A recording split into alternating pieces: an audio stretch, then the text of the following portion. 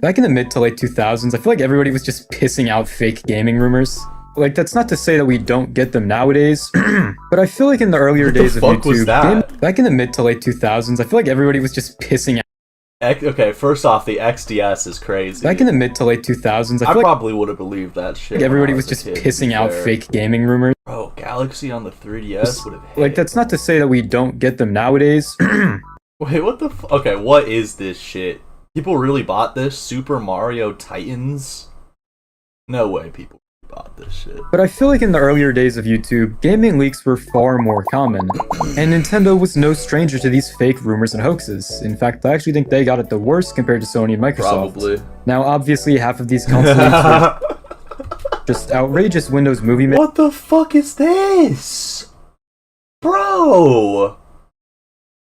Fucking locking into the mainframe just to play productions Wii Sports made Tennis. by literal children, but occasionally through all of the garbage were a few somewhat believable rumors. And today I wanted to talk about both the good and the bad fake Nintendo leaks.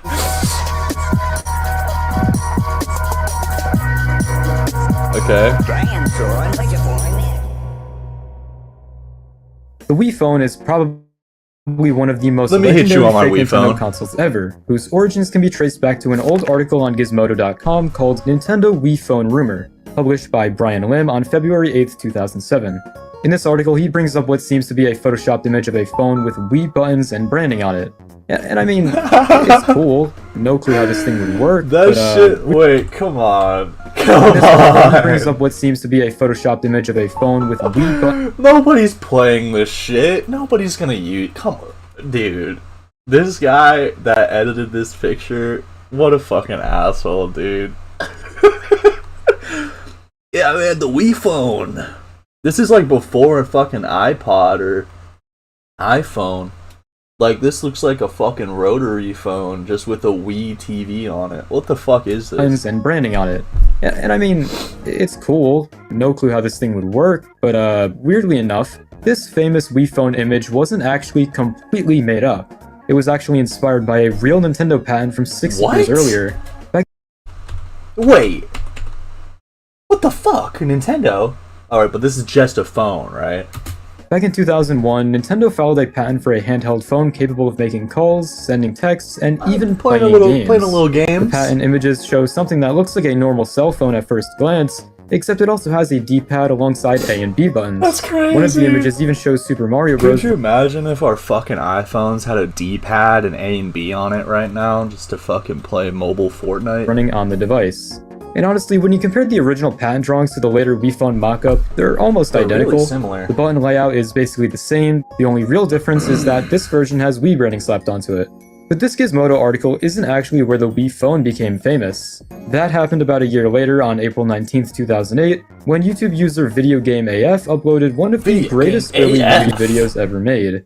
Future gen consoles, Wii 2, PS4, Xbox, Classic. Alongside other GameCube totally real console leaks, which I will talk about later, lies the Wii phone. And weirdly enough, the guy who made the video apparently works at Epic Games now, so good for him.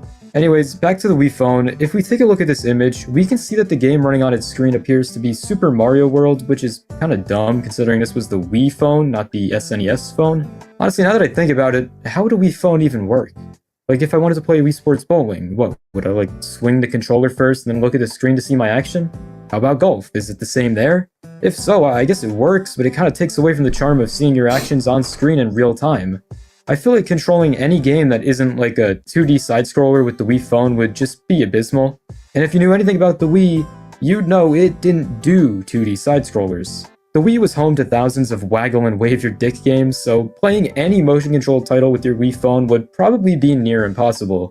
But yeah, putting the logistics of it aside, it's a neat little concept. I give it a 1 out of 5 on the believability meter. However, I still think it's cool to imagine a timeline. I mean, yeah, I don't believe that shit either. Like shit, and then Nintendo went bankrupt, so sadly we'd never see the release of the Nintendo Switch, but hey, at least we got the Wii phone. Pablo Belmont. That's a name you might be familiar with if you were on YouTube. I'm finished with that sentence. Because he was behind one of the most believable Nintendo leaks of the 2000s, that being the Super Mario Galaxy DS video. So many people actually thought this was real back in the day. It looks pretty real. It turns out it was simply a video project Pablo had made for school. Cool. He also reportedly got a B on the project, despite the video getting over 500,000 views and fooling thousands of people. How is that a B? Whatever, this isn't even relevant to the video. Predating Pablo Belmont's Mario Galaxy DS hoax was another little animated trailer he created, this time for a console called the Nintendo On. This Nintendo On reveal trailer appeared on the internet in May of 2005, I think I fell for that right as a before kid. E3, during a time when Nintendo's next console was still only known by its codename Revolution. Yeah. Nobody knew what the system actually was yet, and Nintendo had been hyping it up as something that would completely reinvent gaming. With all the hype surrounding the upcoming Maybe I was Revolution, too young to Pablo remember this uploaded his shit. fake video anonymously and framed it like a leaked Nintendo promotional trailer. This is like 2005. The actual concept behind Nintendo On was honestly pretty ambitious for 2005. The fake console was presented as a fully immersive virtual reality system. Holy fuck! Oh, the Chain Chomp one's kind of hard. That goes in. Where instead of using a normal controller, Okay. you would instead wear a VR headset and physically enter the This game. dude's a fucking dude. He's Even ahead though of you his could time. probably tell this was fan-made nowadays, the Nintendo On video fooled so many people. Hell, Reggie Fils-Aimé at Nintendo caught wind of it. One of the things I wanted to ask you about, if you don't mind, is I know I was excited. There was a crazy video that leaked, or I guess it was released by a fan out there. You saw it, I take it. I have seen it. What did you think of that crazy thing? I think whoever that fan is needs to call us because know. he's amazingly talented Wow. in terms of pulling together a video. It really looked great. The Big editing Reggie. in Pablo's video very intentionally mimicked actual Nintendo trailers Yeah, it from the looks early fantastic. 2000s, which is probably one of the reasons why so many people fell for this. By the end of the video, we see a high-quality render of Peach's castle, and then What? out from the castle emerges a What very the official fuck? looking and definitely not fake Mario model, and then the video just abruptly ends. For a while, this is just how people thought the video ended, and since the video was supposed to be interpreted as a leaked Nintendo showcase, it wouldn't really be that far-fetched for the video to just suddenly end.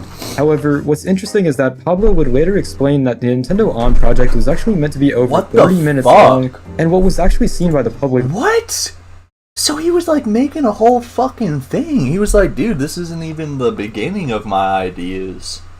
was only 10% of what he wanted to release. In an interview from 2006, Pablo stated that the Nintendo On showcase kinda ended just as it was getting started, and that he had actually animated showcases for Half-Life, Metal Gear, WarioWare, among other franchises. What the fuck? The reason his work was lost was because of a hard drive crash that occurred during editing. What was left after this hard drive crash was the 6 minutes of footage we can view today. Belmont said that he created the Nintendo On video almost entirely alone in a few days, and that the final stretch involved a brutal 5-day work marathon that left him physically exhausted after. Holy shit, dude. Now, it's something about the- just a hoax. Like, bro, you don't gotta work yourself to fucking death. Nintendo On, which has always confused me up until like a few days ago actually, was this image. This Huh? image would make its rounds online of Nintendo On Miyamoto? Oh, explain this one, guys. How could it be fake if he's wearing it? and holding the Nintendo On prototype with the logo displayed above him. How was this possible? Was this some sort of April Fool's prank? Was this even real? I never thought to do a reverse image search until the making of this video, and it turns out that this was photoshopped over a picture of him holding cookies. So yeah, the Nintendo On. Pretty sad what happened to the full video. I honestly really wish that Pablo's hard work what could be the fully fuck? realized. On the believability scale, I'll I hope give he this one got a a 4 out job of at 5. Nintendo. Back in the early days of YouTube, a lot of people fell for this, but nowadays I feel like it doesn't hold up nearly as well. Mind General controlled question, Wii? how can gaming even evolve further than it already has? I feel like every controller imaginable has already been made, so what's next? Bro. Yeah, in a YouTube video called Wii Wii 2? 2 in 2012, I found what may be one of the strangest fake consoles of all time. It's a rumored Wii sequel which appears to feature mind control as the main mode of play. This video states that The new Wii headset accessory Uses brainwaves to control characters. uses brainwaves to control characters and also features immersive in-ear headphones. when trying to find the Bro. original source for this image, I didn't really come back with anything useful. It appears the original source just hasn't been archived anywhere, but I did find some articles written by people who actually believed that the mind-controlled Wii was real. Huh? According to TechShout.com, the Wii 2 would listen to your brain and what your mind wishes to do, and then actions would follow accordingly. Surely there's no way people believed that a video game console could grant your wishes and have them occur in-game, but honestly I wouldn't put it past people. The comments of this video were more so focused on this new Wii 2 controller, which somehow looks even more suggestive than the original What the Wii fuck? remote. Also, what's going on with this weird blue-haired What lady? is up with her? Who even was this? Believability? 1 out of 5. I don't really know who's fallen for this aside from techshout.com. The Nintendo DS Open is pointless and stupid looking. What do you mean, bro? This fake console was popularized from the Future Gen Consoles video, where it is accompanied by the Nintendo DS closed. The Nintendo DS Open just seems to be a regular DS, however the top screen looks very flimsy and thin and sort of just pops out the bottom screen rather than being its own little slab. When you close this thing, both screens are not visible anymore and all you can see are the buttons. And like, cool, I guess, but you could already close the DS. What's the point of a console where the whole gimmick is closing the thing when you can already do that with the original? And the design here is just literally worse from a stability standpoint. The only way I could see this being somewhat useful is if you had small pockets, but even then the DS Lite is pretty small and can absolutely fit into most pants. Google claims it doesn't fit into those little coin pockets on jeans, but like, why the fuck would I ever even try to put it in there? No. I'm giving the believability for this thing a 1. I feel like this will be a common number throughout the rest of this video. Didn't they make Found in that the same shit video real? Like, didn't they really make one? Hold up, I don't want to distract too long, but I thought they made that shit for real because it was so popular. Yeah. When I first saw this portable GameCube mock-up years and years ago, my immediate thought was, let's see it, buddy. Oh shit. See, they got it. That one's real. That one came true. That one wasn't this fake. thing is so cool. This is easily the cleanest portable I've ever made, going off of looks alone. In terms of how it feels to play, it is a bit of a mixed bag. This design isn't super ergonomic, and Looks kind of clunky, but the Nintendo DS closed is the GameCube Portable. Now, I'm sure a lot of you have seen this image, like specifically this image. However, it turns out there is a second, much less popular image of the same fake console render, that being this one. oh, I've This image seen that depicts too. the famous Yeah. GameCube Portable in a closed state, with a logo on the top revealing that it was actually called the Nintendo GameCube Advance. As for the origin of this image, basically in the mid-2000s, a designer named Demand created this little portable GameCube in the animation program Autodesk 3D Studio Max. The only reason he did it was for fun and for practice, and he soon after uploaded it to the internet to see if people would think it was legit. After that, the image made its rounds, where quite a few people looked too deep into it, and now it lives in hundreds of fake console videos. Around 4 years ago, Ginger of Oz on here, he YouTube created shows a it. real version of this portable GameCube, and honestly, I'd say it's pretty accurate. He also got the chance to talk to Demand himself, where all of the information I just laid on you was discovered. Ginger's version of the GameCube Portable was made using a Wii's motherboard, but they're practically the same thing, so it still holds up. He also took parts from other Nintendo systems and kind of Frankensteined this thing together, which is just really awesome. And while the GameCube Portable being remade decades later is super cool, I think my favorite part of this whole story is what happened to Demand. Seeing as his render went pretty viral, some people actually traced the mockup back to Demand and hired him to create renders of cell phones and shit. emulation devices for them. Following this, he has since gone on to work at gaming companies such shit. as Ubisoft and Epic Games. I would give the GameCube Portable a 3 out of 5 on the believability scale. I think the original render, while still looking kinda unofficial, it's a lot higher quality than some of the other stuff in this video. Yeah, I believe And it. also the fact that it could actually be faithfully recreated kinda speaks for its quality as a fake console.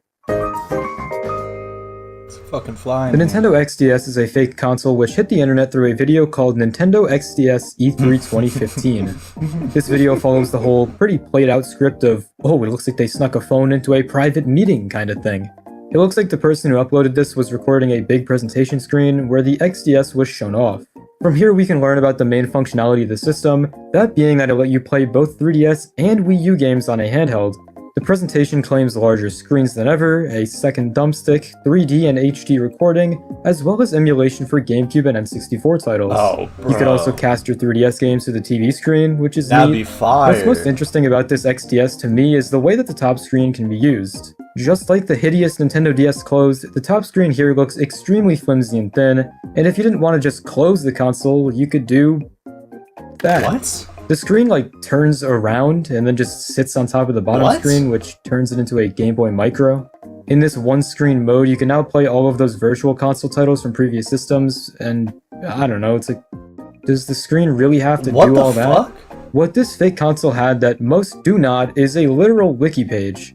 The video game fan and wiki for this XDS tells us everything we need to know about this totally super real system. It was released in 2028 and discontinued in 2040.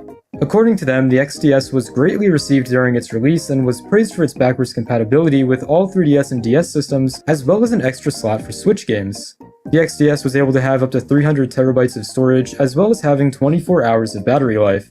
Its standout launch titles were Super Mario Bowser's Plan, Luigi's Mansion 4, Avast Sea, Animal Crossing Southern Country, what the fuck? And Super Smash Bros. Clash, which would go on to become the console's best-selling title. I don't know why the wiki page for this stupid fake console is so in-depth, but it just is. I mean, look how long the explanation of Luigi's Mansion. The believability of the original leak video is probably like a 2, but whatever the hell's going on here is bringing it down a point. The Game Boy Omega is yet another console from the Future Gen Consoles video, this time being an updated successor to the Game Boy. This is the full image for this concept, and luckily here we actually know exactly who created this system. It was a graphic designer named Mahid Al-Mahdi, and through his archived blog site portfolio thing, we can learn more about the Game Boy Omega. Basically, this was a fake console that was created with the intention of simply being a concept, not something that was meant to be passed off as official. In fact, Mahid even states that he was giving Nintendo full permission to use this design without asking for any compensation. The main thing that set the Omega apart from the Game Boy Advance is this little detachable bit on the right side of the system. This was a place for you to insert little extra modules, as they were called, of which there were different ones made for different types of games. There was the basic module, used for all previous Game Boy and Game Boy Advance titles, as well as the new Omega games. There was the trackball module, which was meant to be used with puzzle and racing titles. The touchscreen module, which was meant to be used with strategy and RPG games. And lastly, the multimedia module, which looked to be similar to an iPod's control circle. It also featured an additional 4GB flash drive for MP3s, photos, and videos. Mahid stated on his website that he also wanted to create a phone camera module as well as a WarioWare module.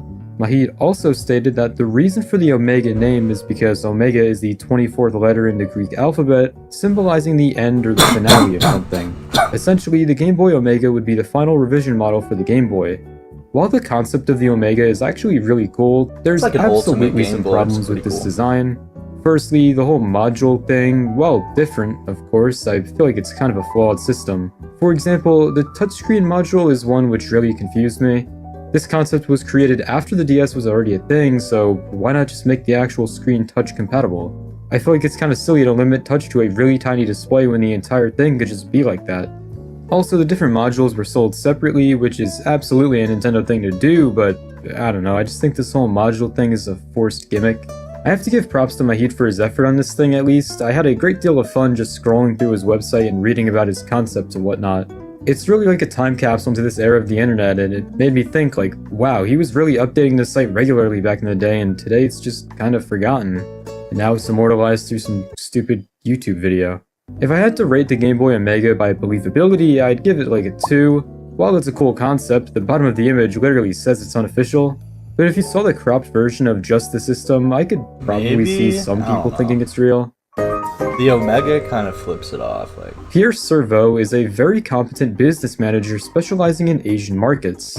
He is knowledgeable in business development, product management, sales and channel management, marketing, as well as the automotive industry, oil and gas industry, retail, electrical, aeronautics. I could keep going, but you're probably wondering why I'm even talking about this seemingly random dude. Well, that's because he created this, the Nintendo Smart Boy. That's also what the ladies call me. This was a concept for a Nintendo branded Android phone, and it has a design and color scheme comparable to that of the original NES. Images from Pierre reveal that the little phone would run on Android's OS and would feature both a regular display mode as well as a power-saving 8-bit mode. It also had a little slot on the top which you could insert cartridges into, all of which served different purposes. There was a battery card, a memory card, as well as a 3D camera card. This is pretty similar to the whole module thing from the Game Boy Omega concept. Alongside just being a phone, you could also tack on this attachment called the Game Bat, which would give you access to a D-pad, a thumbstick, as well as A, B, X, and Y buttons, although that X kind of looks more like an H to me. Here's images show New Super Mario Bros. U as well as Smash 4 running on the phone, which means that this thing had to be pretty powerful to run games such as these. The Smart Boy phone is absolutely not a believable concept. I wouldn't give it anything higher than a 1, but I still think it's really cool looking. In April of 2011, Nintendo's developer website WarioWorld.com would receive a really interesting update. This image here would appear on the website, which could only mean one thing. Nintendo's next home console after the Wii would be codenamed Project Cafe. Coincidentally, a month later, a supposed video from an internal private developer conference would leak, showing what the console's controller would look like.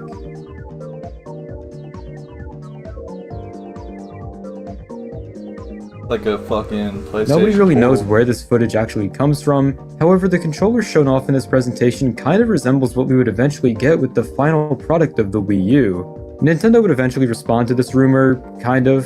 Their statement was pretty brief, simply being Nintendo does not comment on rumors or speculation. More blurry images would surface of a very similar looking controller, that shit's not which would real. have a screen on it. Why would Nintendo It seems like make a fucking controller that looks like that? It looks like a DualShock. Nintendo would never do that. That's obviously a DualShock controller. Why would Nintendo ever drop that? Like, I mean, okay, you know what? It kind of looks like the GameCube. Maybe I'm just tripping.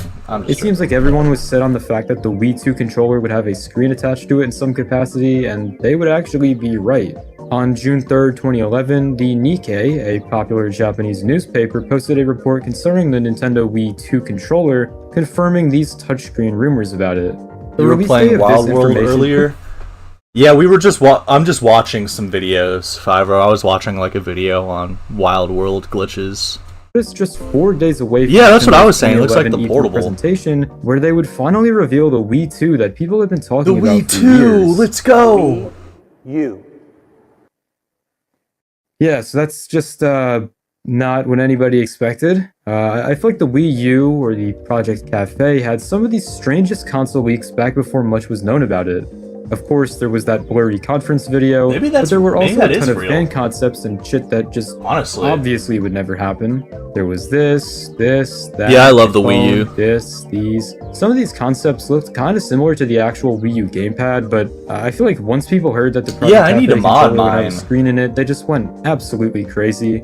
It's hard to rate the believability of all of these fake consoles, however, I'd give the conference video a 2 and the rest get a 1 because who's really falling for this? Ali A? Dude.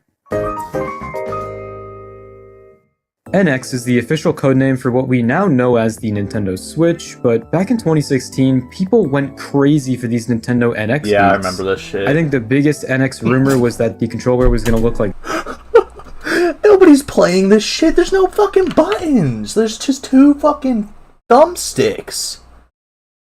Going over to your boyfriend's on the 10th to help mod his Wii U and get him retro rewind? Hell yeah. Hell yeah. That sounds awesome. This is because Nintendo had recently filed a patent for a game controller that was a big flat disc with 2 little nubs on What it. the fuck? I don't even know how people thought this one was real because, well, look at it. Remember that official Wii controller concept from before the Wii Remote existed? You know, the one with barely any buttons? That one was cancelled because developers just didn't know how to make games that were compatible with it. So, what made people think that Nintendo would just make their next controller even more Yeah, bare let's bones, release this. Let's time drop only this having right 2 now. little bumps on it? Eventually, this hoax was debunked and confirmed to be fake, as Nintendo would continue to drip feed little bits of information about the real NX, such as the fact that it would have detachable controllers and feature some sort of handheld mode. This once again opened the floodgates for hundreds of terrible photoshopped images to be created. I personally don't think I saw The a lethal single NX leak which was gamepad. even slightly real looking, so I'm giving all of them a 1 out of 5. The DS2. Damn, I'm running out of shit to talk about. The Nintendo DS2 was a concept created by Janus Bollman. It features a pretty similar design to the original DS, considering they're both super bulky and fat, but here it's even larger, since the sides of the system can flip out from under the main unit. The reason for this was so touch mode, as it's called, could be possible, and why? Why would I want to do this? Can I not use the What the touchscreen when the fuck? sides are What? out? Yeah, Also, why? what happens to the buttons Why when the is it- console is in touch mode? Do they just sit there and get all dirty? There's so many new ways to break this thing, I just feel like it could never work as a real retail product. Nintendo This DS2. DS2 was designed with a few different colorways, those being blue, red, neon green, black, and the standard white, and that green thing is probably the most That's hideous ugly. color you could ever pick for a console. I'm giving this thing a 1 on the believability scale. I I'd buy couldn't it. really see anyone over the age of 7 thinking this is actually real. Anyway, I think I'm gonna pack it up now. I don't know how much longer I can overanalyze fakes. Okay.